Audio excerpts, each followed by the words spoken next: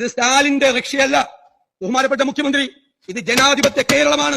ഞാൻ ചെറുപ്പം മുതലേ ഇവിടെ ജീവിക്കുന്നത് സ്റ്റാലിന്റെ റഷ്യയിലായിരുന്നില്ല.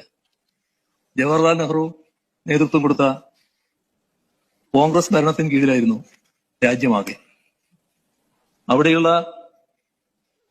പോലീസ് അതിന്റെ ഭാഗമായിട്ടാണ് കേരളത്തിലെയും പോലീസ് പ്രവർത്തിച്ചിരുന്നത്. 1947 ശേഷം ഏറ്റവും കൂടുതൽ മർദ്ദനത്തിന് ഇരയാകേണ്ടി വന്നത്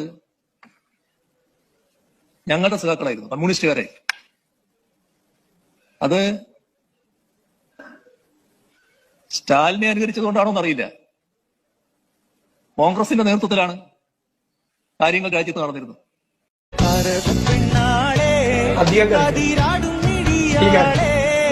അധികം